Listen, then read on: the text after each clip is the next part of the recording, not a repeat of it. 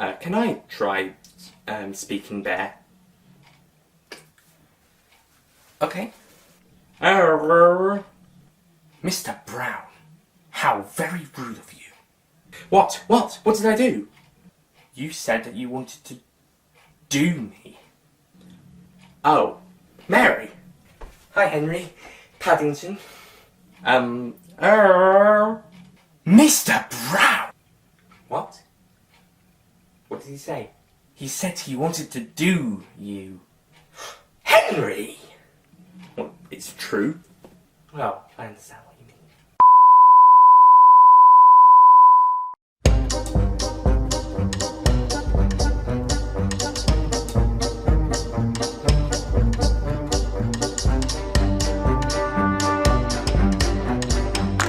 Hello ladies and gentlemen, welcome to my review of Paddington, the first movie I saw at the cinema in 2016, and currently the only one that wasn't a 2016 movie.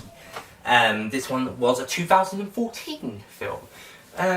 Just before we start, I'd like to apologise for any noises you may hear from downstairs or outside, or even from across the hall, or next door. So yeah, let's get started with Paddington now. This is a live-action adaptation of the character from the Michael Bond books, Paddington. Paddington is a CG character similar to Scooby-Doo from the Scooby-Doo movies, Alvin and the Chipmunks, Garfield, and Smurfs. Wonder if there's... Just thinking if there was any other CG characters recently. Based on popular characters. I think of doing a Sonic one, or at least they were last year or the year before. They haven't made it yet, which is probably a good thing that they didn't do CG. Cause if there's a video by Troby, or Mr. TARDIS Reviews, explaining why, so I'll put a link below if I remember to. You can go check that out. Yeah, Paddington, produced by David Heyman, who you may know as one of the producers of the Harry Potter films. In fact, probably the only producer for all 8 films, and I think maybe also for the upcoming Fantastic Beasts and Where to Find Them. In fact, it was because of him that we got the films. He decided to produce them. He decided to make the films. I say make.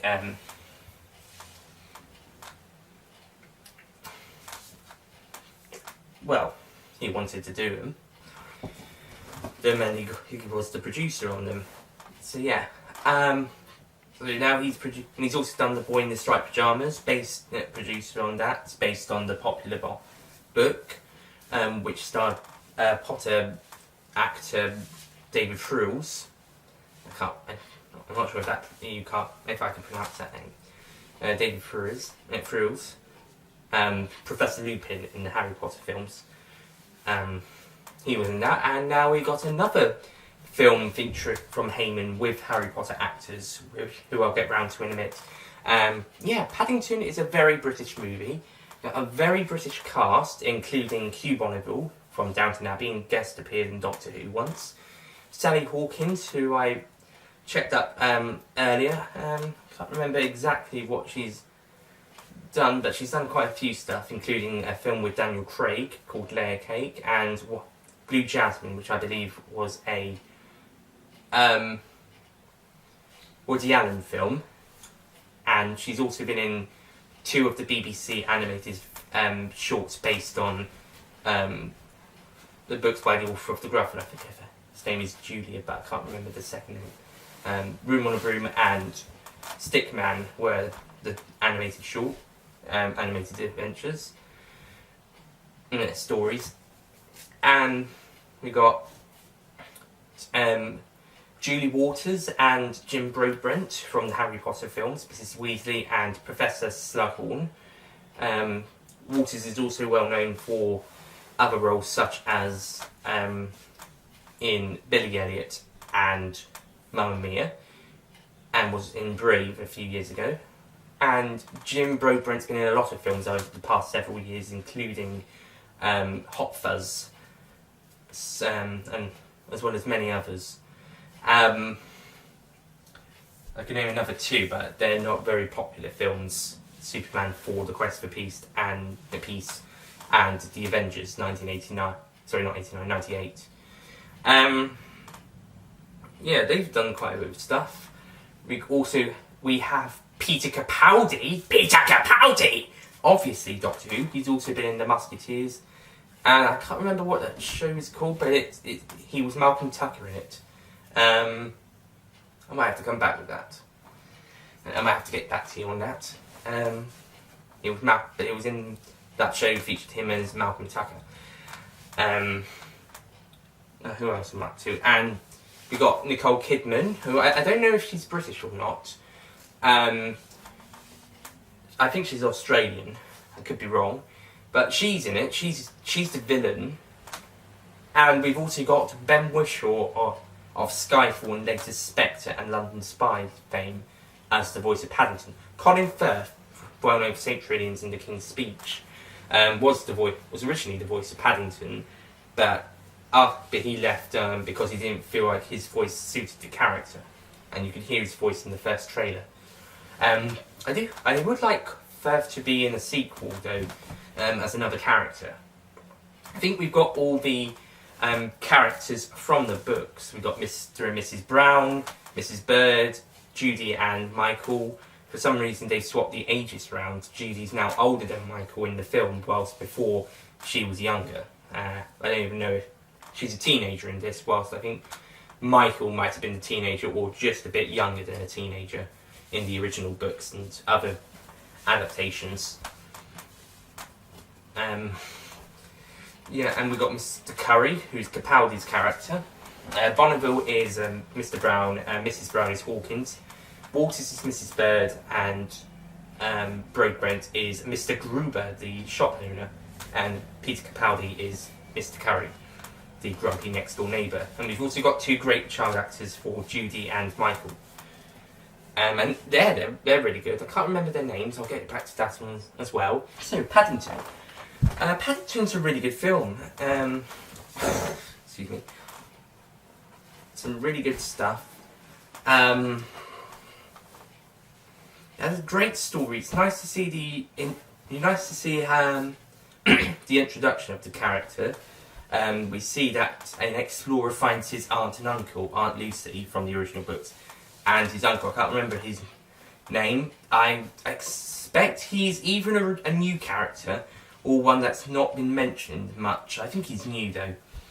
He does get killed off He does get killed off in a weather situation at the beginning of the film. But yeah, the beginning of the film sees an explorer find Lucy and the other bear, and he makes a video recording of it. That's how the film begins. And then we then see Lucy and the other bear with Paddington. Well, he's not called Paddington at this point yet, but he will be Paddington later on. After his uncle gets killed off. Oh yeah, the three bears have a distinctive taste for marmalade, for oranges and marmalade. And yeah, after his uncle is killed in a weather accident, Aunt Lucy sends Paddington to London, while she goes off to a retirement home for bears.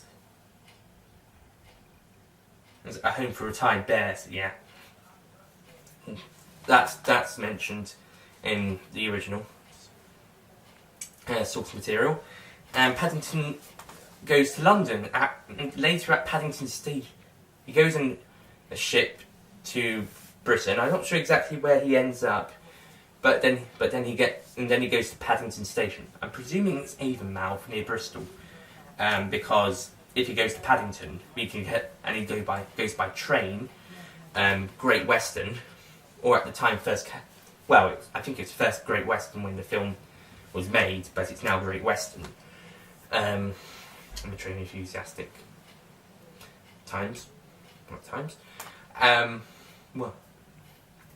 So gone to Paddington Station, which is where he meets the Brown family, and they decide to adopt him. Well, okay, Mrs. Brown decides. Mr. Brown's a bit worried. Michael thinks it's a good idea. Judy doesn't give a damn. Well, she doesn't really care much. She's kind of this teen embarrassed by her parents, sort of, at times. And yeah, the sketch I did earlier is kind of based on a funny scene. At this point is where Mr. Brown tries to speak like Paddington. You don't know what it is, but Paddington finds it rude. So I did a sketch on something rude. Yeah, sorry if it was a bit too rude for you lot. This is a PG rated movie. Yeah. Meanwhile, some guy at the docks finds evidence of Paddington being there, and he goes to Nicole Kidman's character, who then reveals herself to be the villain, as she wants Paddington stuffed. So yeah, after that, Paddington goes to live with the Browns, much to the annoyance of Mr. Curry, Peter Capaldi. I'm sorry if I keep saying his full name quite a lot, because he's really awesome. And this film, he's really good here as well. He doesn't get much to do. He's probably the least used of the 7 big names. Actually, no, maybe him or Broadbent. Most used is easily with Shaw or Kidman.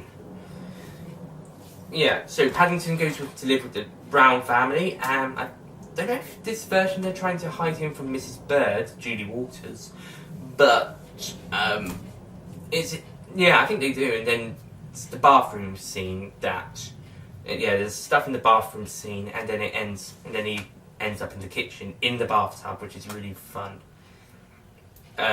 It's pretty fun. There's silly bits and fun bits, and then we go. Of course, Mrs. Bird is going to accept him. She's rich. She's a nice old lady. Housekeeper, I would say. I'm not certain. She's a nice old lady. She does get drunk a little bit, but that's a bit helpful nearer to the end of the movie.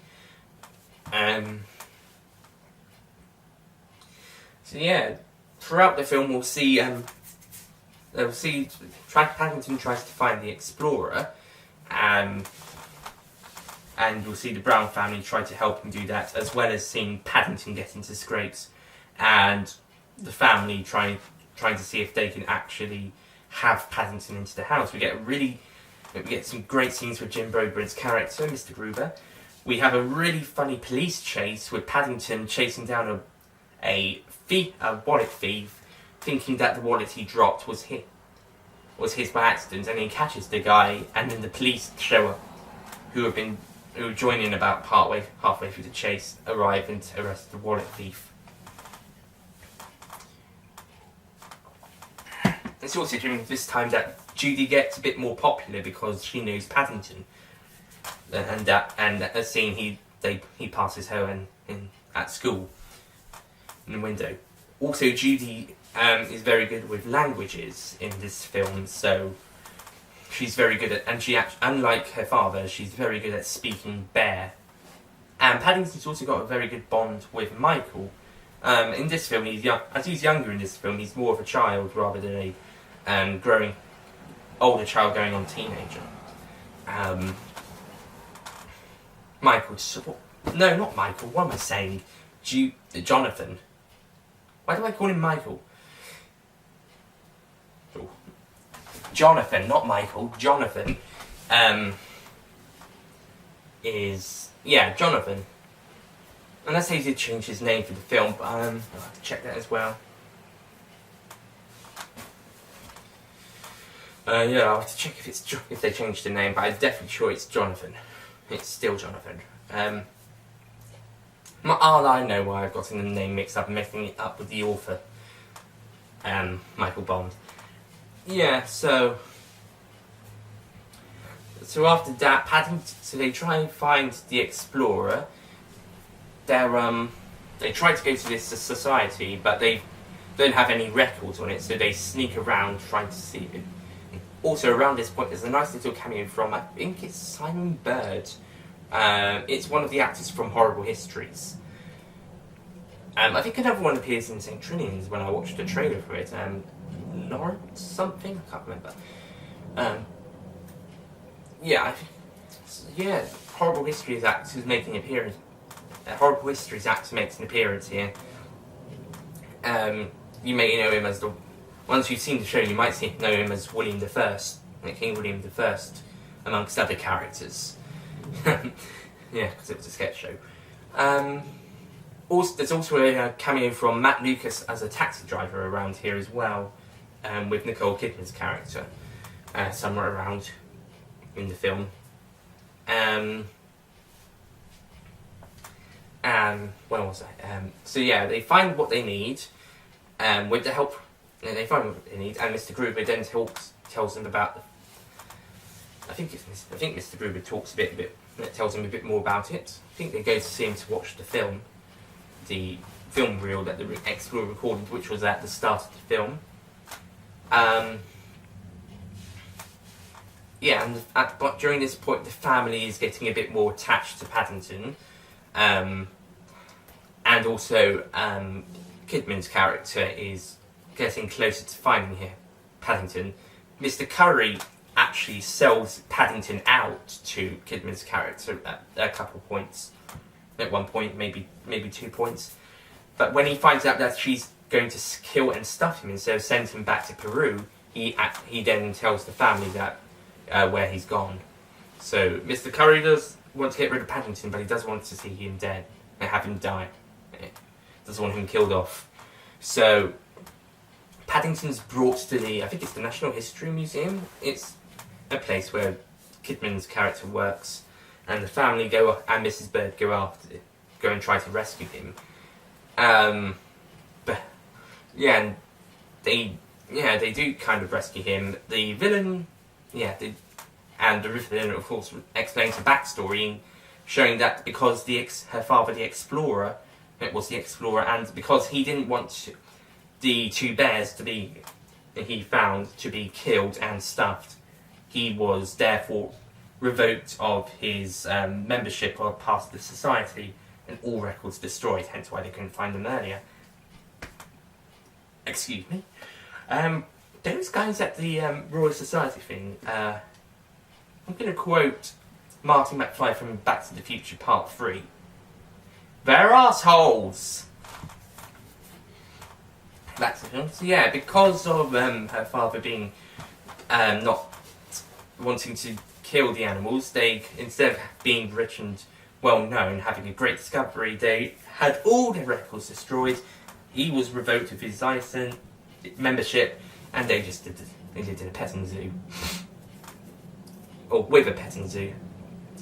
Which is a nice setup for later, by the way. It is a joke setup for later. But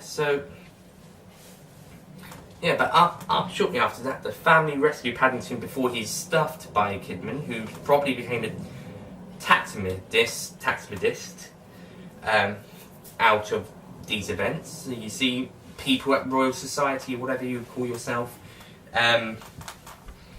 You do this, you cause consequences for later when something else happens.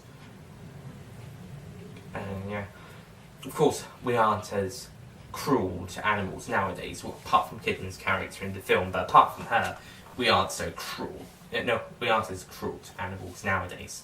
The family rescue Paddington, and just before Kidman comes after them, Mrs. Bird turns up.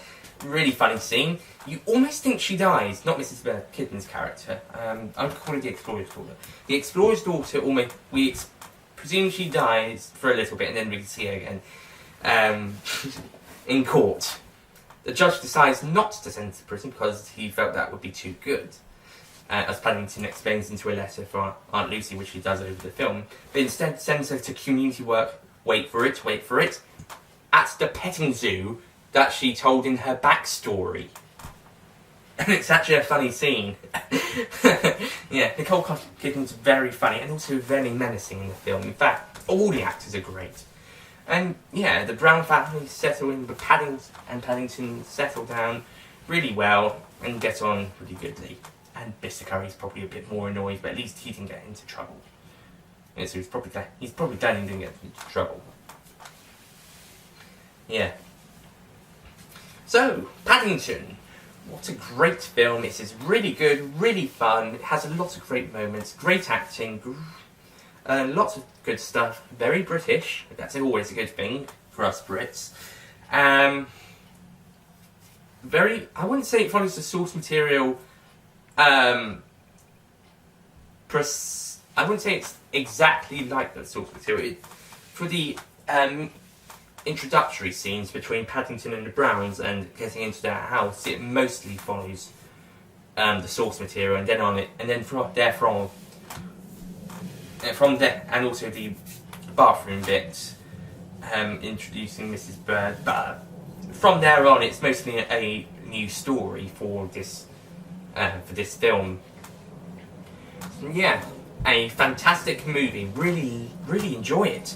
I actually don't even. This one I've struggled to remember the most of the films I've seen this year at the cinema. This one and Dad's Army, I'd probably say. And actually, X-Men Apocalypse, I've not got so many ideas on. Memories of. I do remember them though, so let's try and do that when we get round to the reviews. Yeah, but Paddington's probably the least. But I did enjoy it. I thought it was very good. I used to give it an 8 out of 10, but when I started thinking about it earlier, I actually thought, this is quite a fun movie. It's got some really good stuff. Silly, and some plot points don't work. The plot points aren't so great, but on the overall, it's a great movie. It's really fun, really entertaining. I would say it does follow the source material a little bit, extremely well for the bits it's basing off. But everything else is an original story, which is good for a new adaptation, especially if it's the first instalment. And once you've got all the origin story stuff moved out of the way, you can have something new. Yeah. So Paddington, I'm going to rate 9 out of 10.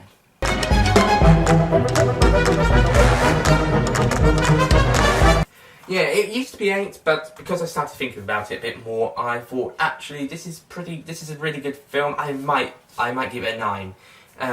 Yeah, this one I would give a 9 out of 10 actually. So yeah, really good film. I really liked it. Yeah. Thank you guys for listening. I'll see you guys next time. Madam, Nick Payne just reviewed Paddington. And it was very positive. Bring him here to me. Is he in danger? He is now.